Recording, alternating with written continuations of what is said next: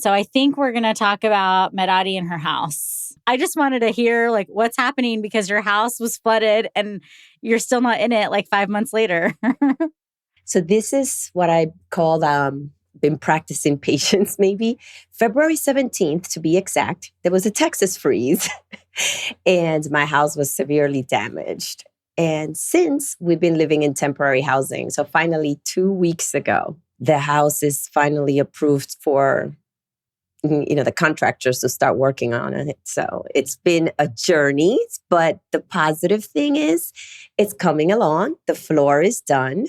And I was able to pick out some of the cabinets and some of the lighting and cool stuff. So that's exciting. And I'm just trying to stay positive. But yeah, it's been a rough ride. It's been crazy because she's been recording in like different hotel rooms or locations or like, I never know. It's like, where in the world is Dr. In different boxes. It's like, I'm hiding here just so that I can record. But it's looking better.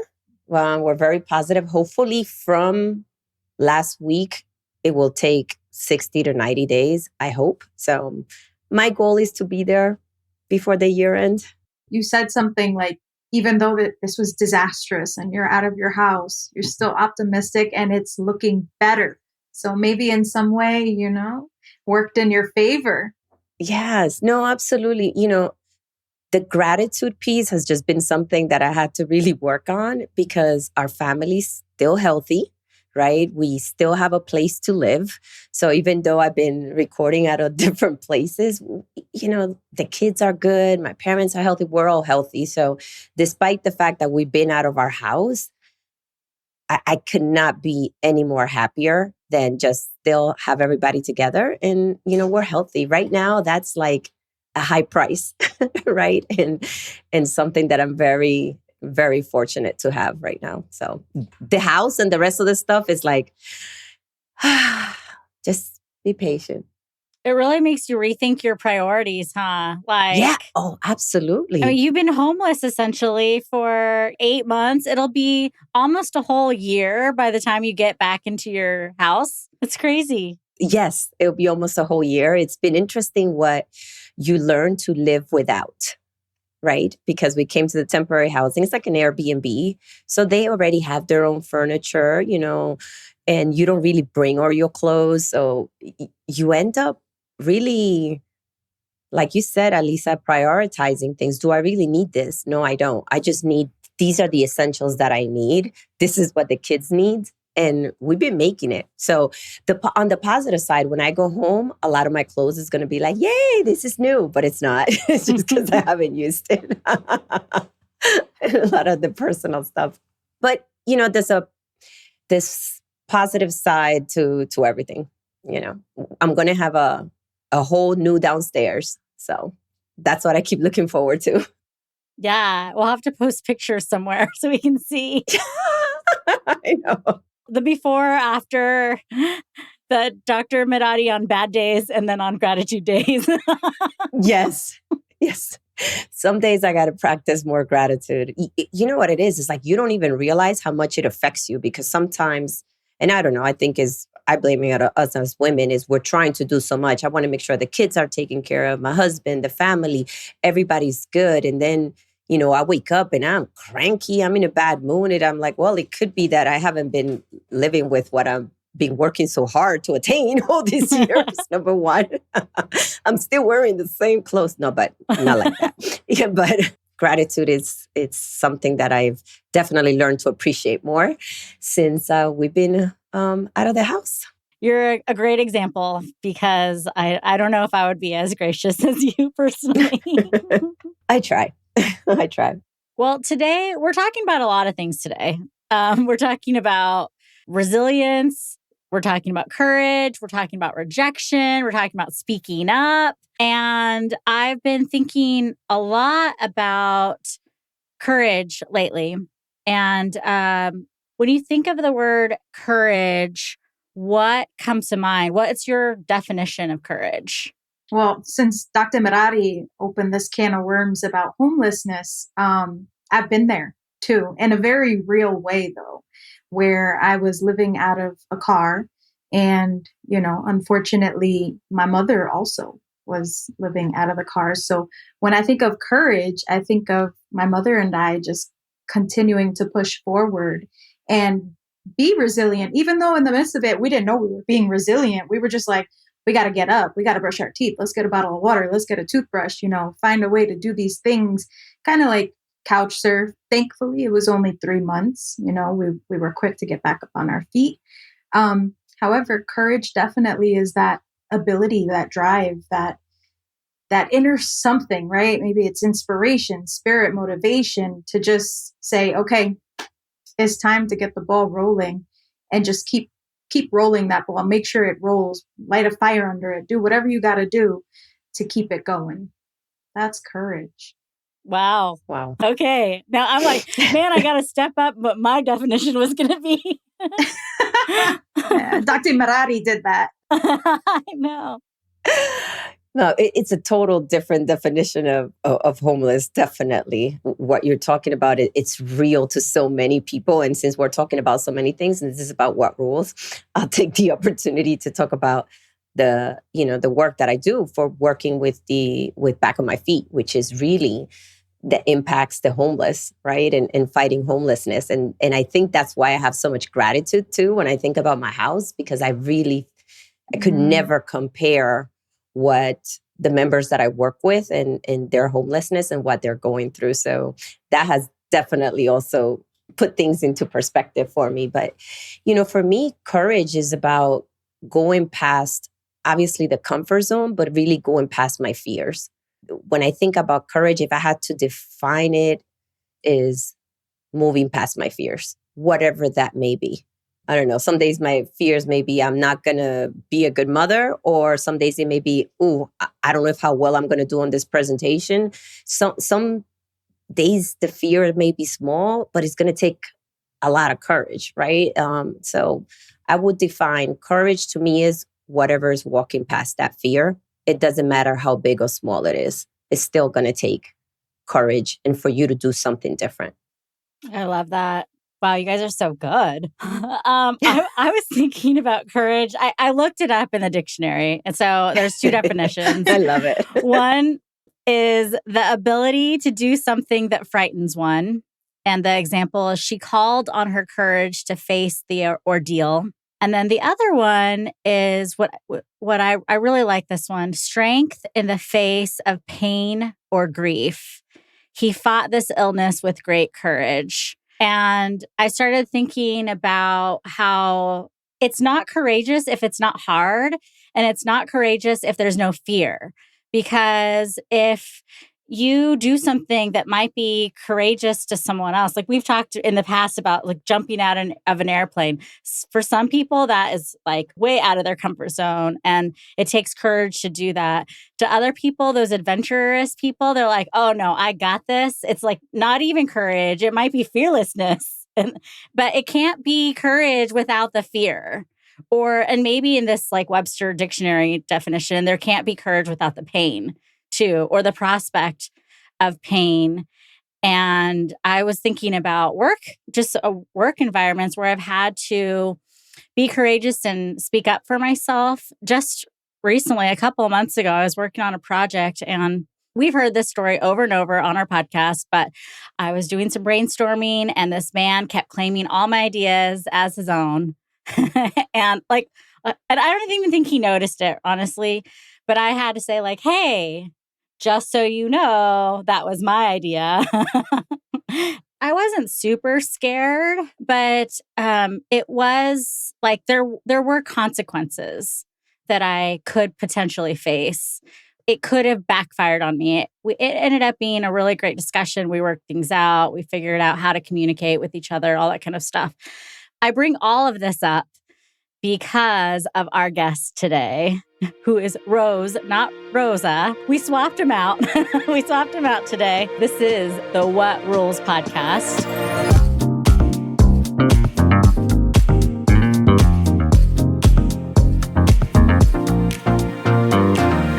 My name is Alisa and I'm an executive coach and a vision producer at the Happy Cactus.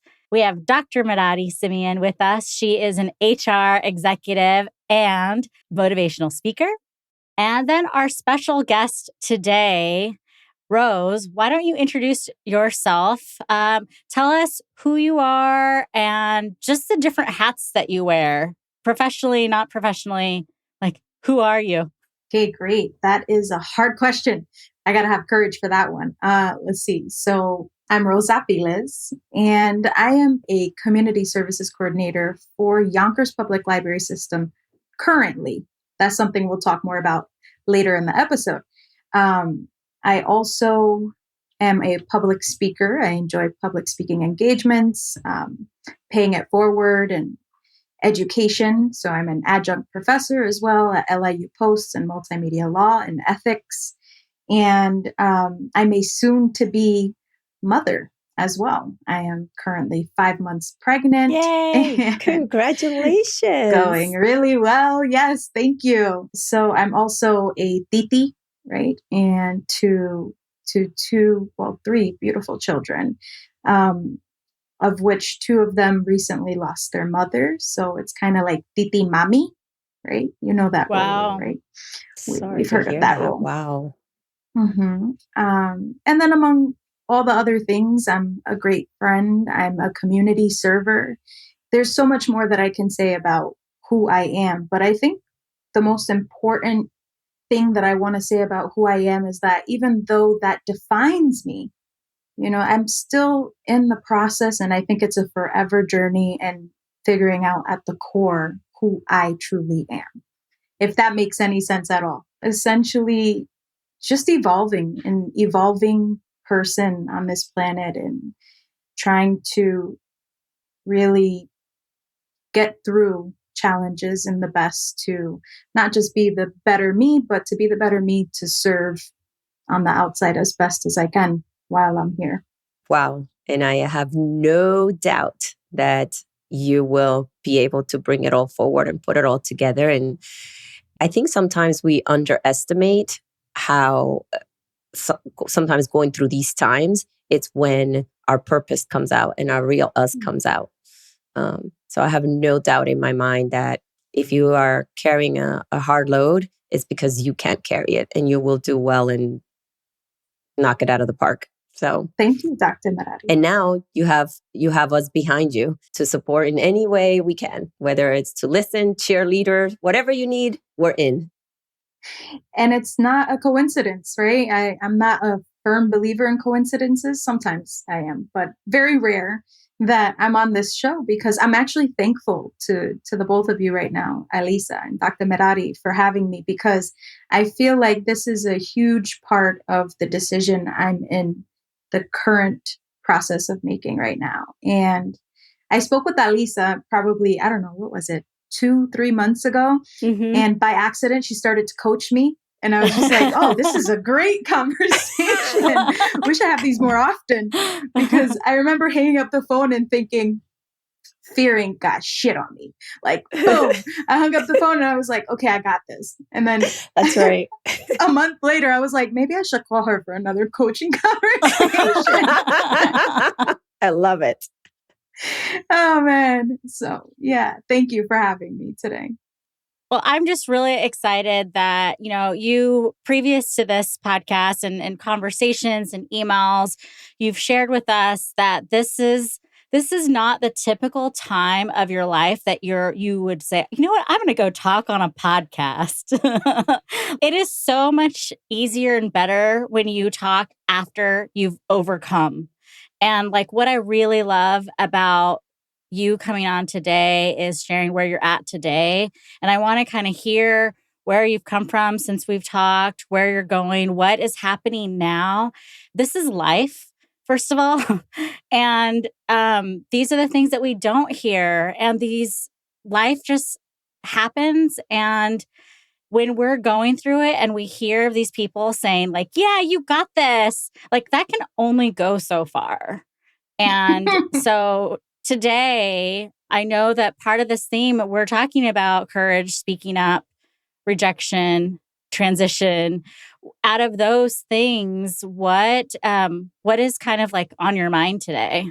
Well, all of them, but I would say at the forefront the most is overcoming fear with courage. And the last time I spoke with you, I was questionable about whether or not to resign from my job. So really quick about my job. I absolutely love my job. I have a career that I enjoy. I work in the community. I serve people. I help people. I assist people. And honestly, the reward is they do the same for me. I'm always learning new things. I'm always interacting with new people, learning new people, meeting new people. There's always opportunities. However, what recently happened, we had a transition in my organization with our directors. So directors, deputy directors. And I went through this period, I would say about 2.5 years ago, where I really honed in on what it is that I wanted from my career. I wasn't just going to settle for anything. Like, I was persistent. I mean, I got job offers in marketing, communications in Colorado, different places, but I was really key. And it was because of a previous experience that I'll explain that has to do with speaking up for yourself, really. I learned to speak up for myself through an experience I had prior to. Fast forward, I apply for this position and I absolutely fall in love with the organization. I fell in love with my bosses. I fell in love with everyone that I worked with. And it was the perfect place for me. Things changed though, right? The pandemic changed a lot of things. Everyone stayed home. I got a new boss. And there's something called organizational culture that I really believed in during my master's degree. Like, I studied organizational culture. I did like this huge paper on Howard Schultz versus Steve Jobs. And I was like, oh, I like picked and tweezed out of like both of them. I was like, I like this. I like this. I don't like that. I don't like that. I'll just give you the inside disclosure. I love Howard Schultz organizational culture. Like, he's phenomenal at what he does. However, what I found through that experience was how I valued organizational culture. And I refused to settle for anything less than what I felt was the right place for me. Like, I would feel it inside of me. I just knew. And that was that place. So when we had this change in our organization, I was really open to it. I'm really resilient. I like to believe I am anyways. And I was so like, oh, wow, we're getting this new person. And I won't mention any names, but I will mention locations. He came from Brooklyn, New York. And I was like, okay, this is different. You know, we're in Westchester County. Not a lot of people know this, but Yonkers, New York is the biggest city in Westchester County. We serve over 200,000 residents. And we're kind of like what a lot of people would consider that sixth borough that is like a ghost. You know, you could take the subway in and out. So we thought it was exciting to have a borough director coming in. Boy, it's been a challenge. And I've just every day within myself asking like, okay, is it you or is it this or is it that, questioning. And so we're going on 9 months now that I've been dealing with this questioning. When I got pregnant, there was no question. It was, okay, I'm just going to exit this whole thing the way that I've been feeling, because that sensitivity became ultimately stronger. And I had to listen to it. I couldn't ignore it. Like, just, it was almost like the baby is like tapping me on my shoulder every day. So that's where I find myself right now. I tried to resign. I spoke up for myself. Most importantly, I did speak up. Ladies, I had the most tremendous breakthrough in myself. I walked into that office and I was like, I sat down and I was like, I'm pregnant and I'm resigning. Like, I gotta go. Like, I gotta jump ship. And I already knew to jump ship though, right? So it was just like that extra push. And would you believe he wouldn't let me resign? What happened? He said, if you can get me a doctor's note that states X, Y, and Z, you can work remotely. Okay. Wait, right? This gets better. This gets so juicy. Oh my, because jaw drops all around. The thing that happened before this pregnancy, unfortunately, I lost my first baby, my first pregnancy. But I decided to try and keep that a secret and work through everything that I had going on in my life. 2 months later, 6.5 weeks later, I miscarried. And it was, oh my God, it was so tough. It was one of the most confusing, traumatic experiences. And it wasn't necessarily, of course, losing a child is like at the heart and core of why this is so tragic. But what was more tragic was that I never told anyone, like in my place of work, like, hey, I'm pregnant. I got to take it easy. I didn't know that that was a thing. And so second time around, soon as that, I was like, okay, this is my cue. And so when he told me that I could work remotely, I said, okay, this might be a little different, because his change management in the organization, because I work literally right next to his office and have to consider his ways of managing very different. I just, there were things that really started to trigger, like push little buttons inside of me. And they were red flags, really. And some of which, maybe came from past experiences and dealing with the whole speaking up for yourself and having the courage to jump ship. But I did feel like it was time to release something. And it was that. So I agreed to the remote. Who wouldn't, right? I don't have to be there, and I know I can get my duties done. And so here we are. We are officially 2 months into my remote, and I get an email that states, I don't know if it's working out for him that you're remote. I think that he misses having you in the office, and we just want to know if there's a different approach to you coming back to work, be it hybrid, right?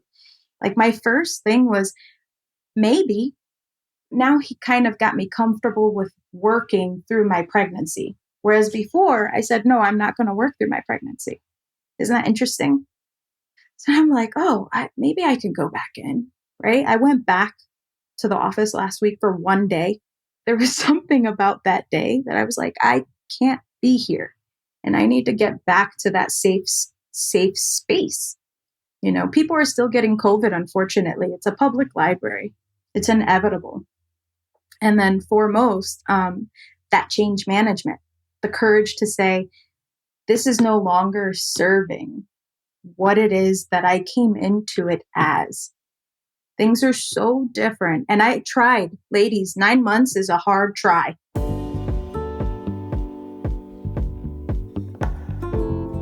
I'm going to pause you, and then Dr. Merary, we're going to pretend like Rose isn't here. And I just want to talk about, I want to react to everything that she's shared to this point, because my jaw is still dropped.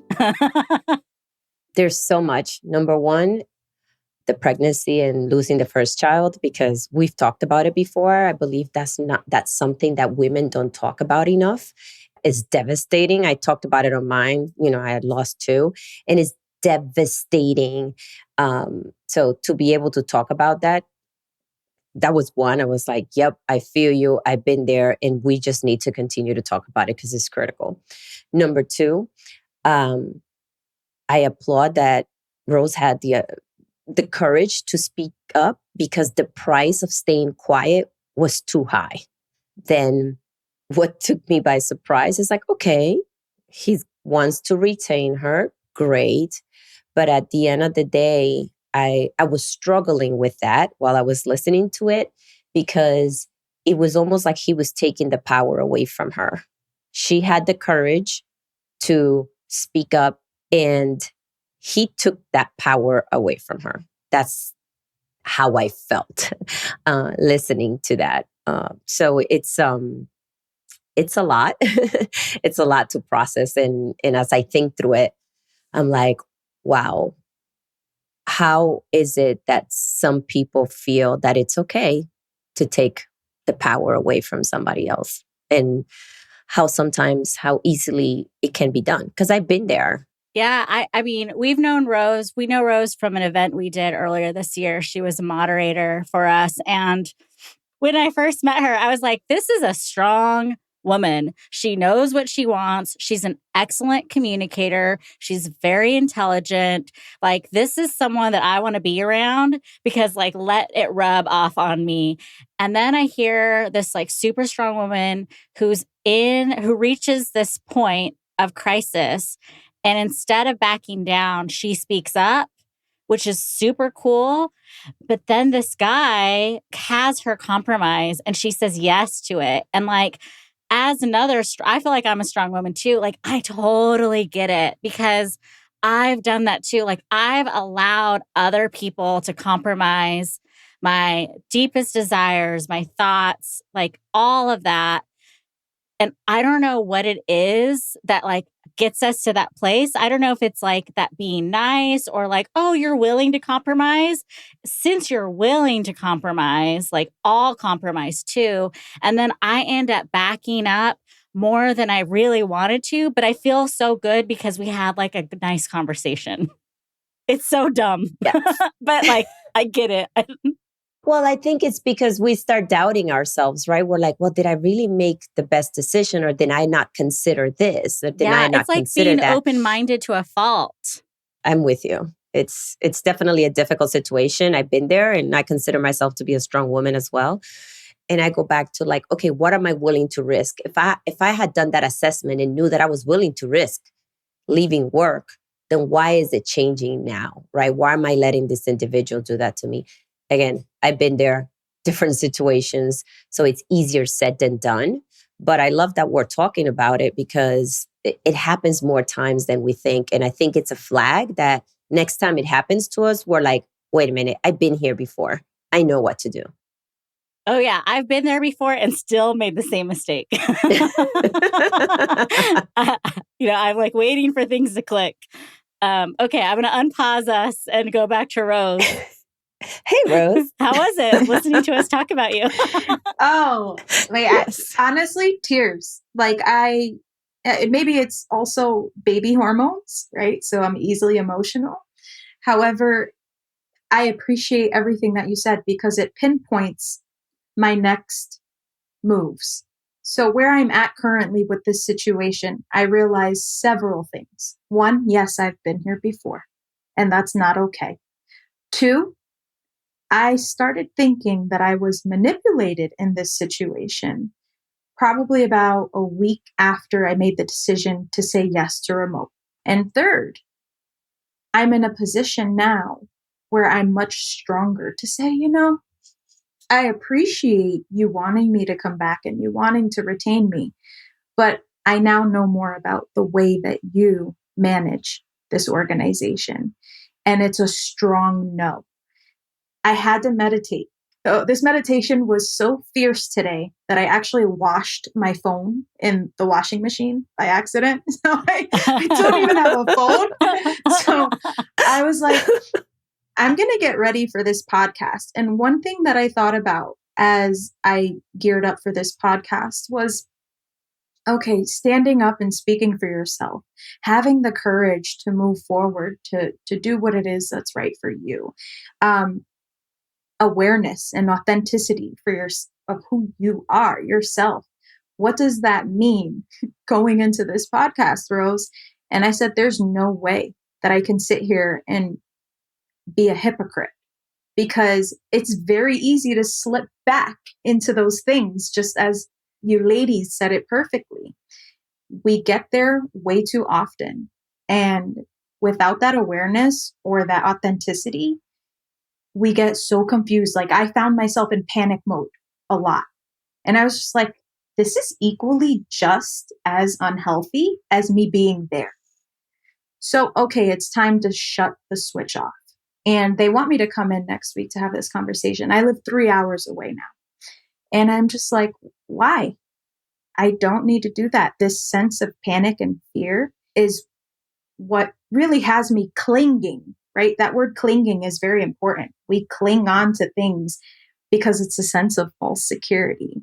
And when I meditated, that hit me very hard today. And I was like, why are you clinging, Rose? Like, what is this false sense of security? Oh no, like there's no reason to go into the office and have this conversation.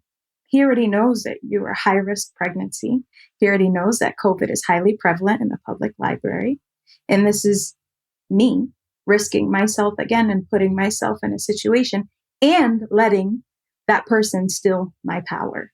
That's absolutely correct. And it's not just you, it's you and your health, your baby. Like there's so much at stake here. And Dr. Merary said it in the beginning of this podcast when we started. You know, her family, even though she's going through all these devastations in her life and things aren't exactly put together the way that you want them at best. Your family is healthy, you're healthy, everyone is doing good, and there's gratitude, right? I refuse to be stuck in this situation. And with that said, I'm just even more grateful to be on this podcast to release it, because I think it's important to talk about it, right? Like if we don't talk about it, then how are we ever going to be able to affirm to ourselves that, hey, this decision is rock on, right?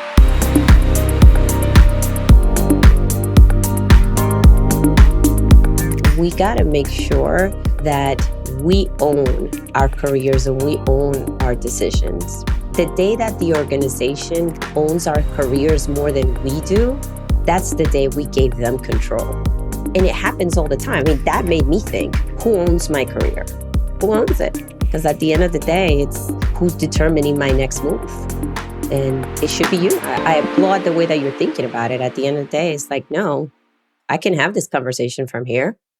I'm safe. I am not going to put my life at risk or my family or my child's life at risk to go and have a conversation in person. And good for you. Yeah, so thank you, Dr. Merary, especially because, and I'll go back to the miscarriage. That was tough. It was tough for a while to talk about it. It was even very tough to say, I am pregnant and I'm at risk because I had a miscarriage right before this. And I was here and you all saw my face every single day through that whole experience. And there was one woman in the office that I remember, she looked at me and she said, "Are you okay?" And I said, "Yes." And I must have been purple because I had lost so much blood. I was just very fatigued. And she said, "Are you pregnant?" And I thought to myself, not anymore. And I remember it just built up inside of me so strongly. And I said to myself, something is off and something is just really not in balance. And I need to find that balance.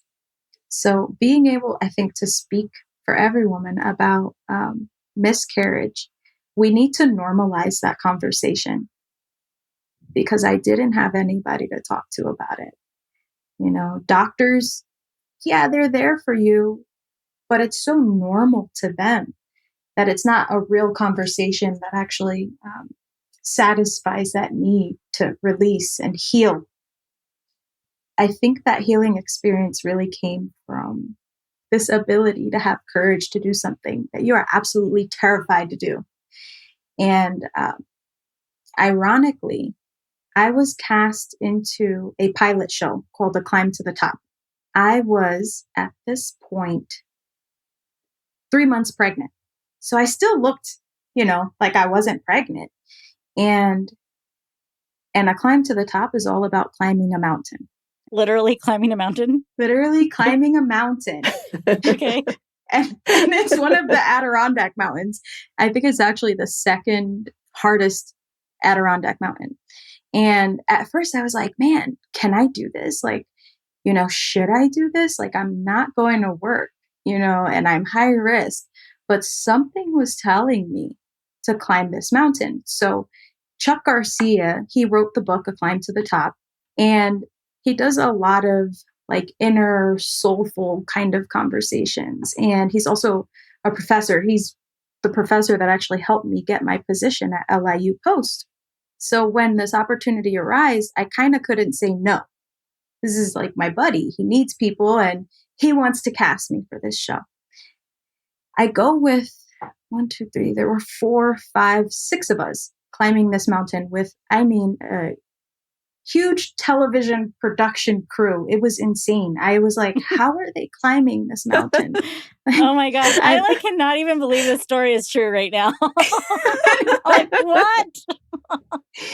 Some people didn't even make it up the mountain. And it was heartbreaking because they were just maybe 500 feet from the top. And to make the long story short, I was terrified to do it. But something in me said, you have to do this for yourself and for the baby inside of you. Once you know and you do this mountain climb, just counting every single foot and putting one foot in front of the other. But what made it easier was that television production crew. They needed to take breaks as much as I needed to take breaks as a pregnant woman, and to actually have these conversations with my baby and say, hey, how you doing? Like, are you okay in there? Do you think I should stop? Do you think I should keep going? When I made it up to the top of that mountain, I was terrified more so about getting down it. I was dreading it. I was like, oh, I made it to the top. Can somebody bring me down this mountain, please? Like, is there a helicopter that can just like swoop me up? It was honestly much more difficult to go down it than it was to go up it. However, no one knew I was pregnant. No one knew you were pregnant. No one knew. Because I felt like if I would have told anyone, I would have been like the center of attention, kind of like, oh, let's make sure she's okay. And I didn't want that. You felt like you could take care of yourself in that regard. Exactly. And, you know, people sometimes put these limited beliefs inside of you. And that was one. So I was considered high risk for the first 2 months, you know, when pre-developmental phase of the pregnancy. And then I went to see my doctor, I believe right before. So I was 4 months pregnant the day that I did that hike. And a week before I went on that hike, I saw my doctor and she was like, you gained way too much weight, way too quickly. Like, you can start walking, you could start lightly jogging, do something with yourself because you're not supposed to be this heavy. Thanks. I was like, you said I was high risk. I just thought I could sit here and do nothing and just, you know, meditate. She was like, no. She was like, you're okay. You're good to go. And I asked her, you know, can I hike?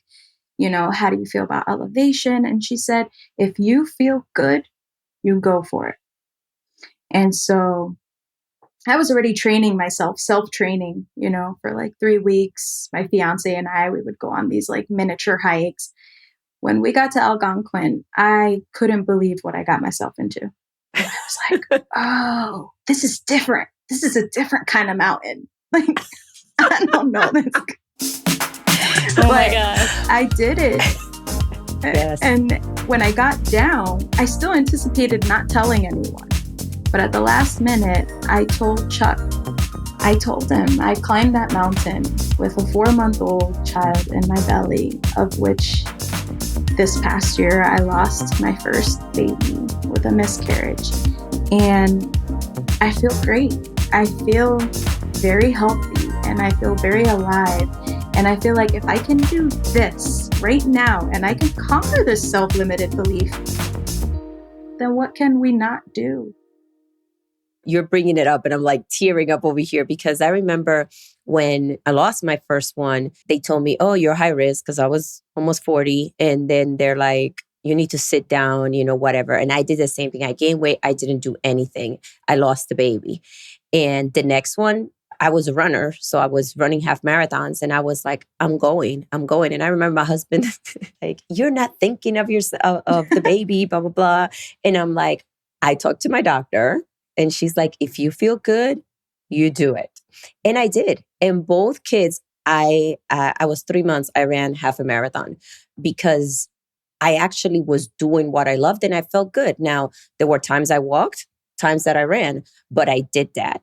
And it was such a game changer not to listen to, okay, you're 40 years old, you're high risk. And I love that you're talking about it because it's really about do what you love.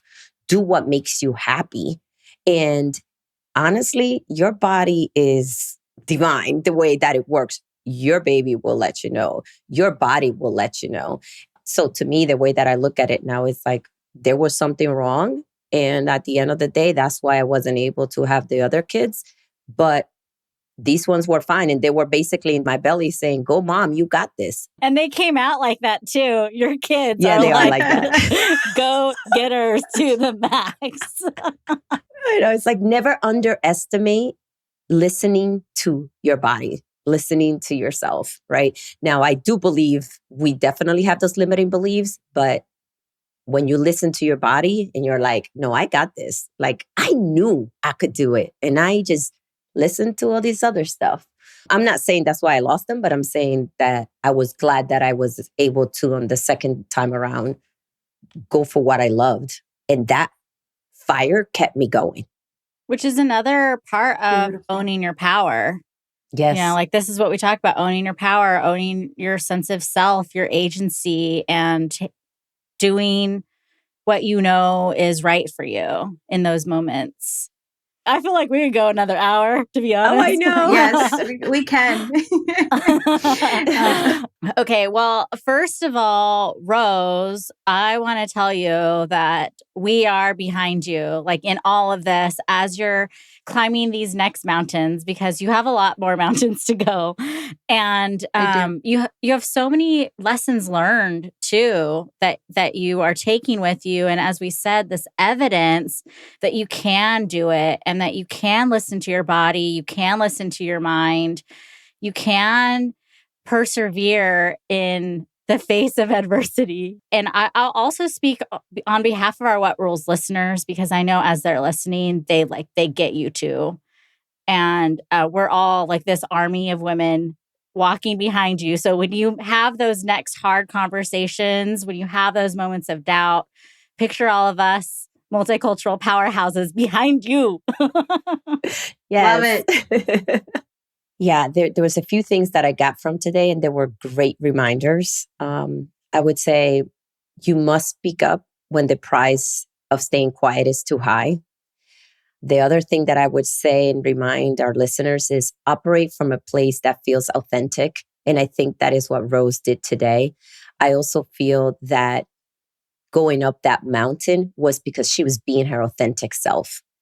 And that pushed her to become, first of all, to go over the mountain, right? And just see this realization of the power that she still has within her. Ask yourself, what is the worst thing that can happen? But own your power. I think today it's all about owning your power. Do not delegate it. It's yours to hold and protect it, because your purpose depends on you. Wow. Yeah. I resonate with that. And I appreciate this podcast and our listeners, because sometimes we get caught up in the day-to-day, in the confusion and the panic and the fear.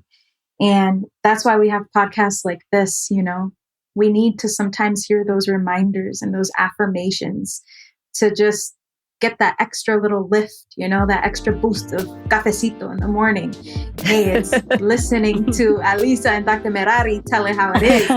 So I appreciate you ladies for giving me that affirmation of ownership of my power, and for affirming that what I'm doing, you know, is being supported, not just by the both of you, but by that army of multicultural women who are sitting out there like saying, yes, and you know what? Today I'm going to do the same thing. I'm quitting.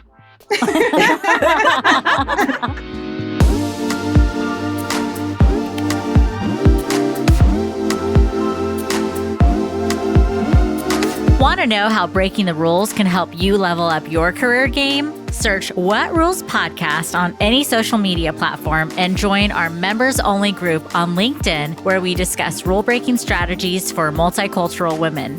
What Rules is a production of Color Forward. The show is produced by me, Alisa Monjadas, with editing and fabulous sound design by Mathar DeLeon. Visit colorforward.com for more stories, events, and of course, all the episodes of What Rules. Right. The podcast is about what rules. Climbing a mountain while pregnant. Okay. If that's not a rule breaking, I mean, like, I know. so kudos to you, right? For doing that and owning your power. So ladies, own your power and break the rules that you need to so that you could walk in your power.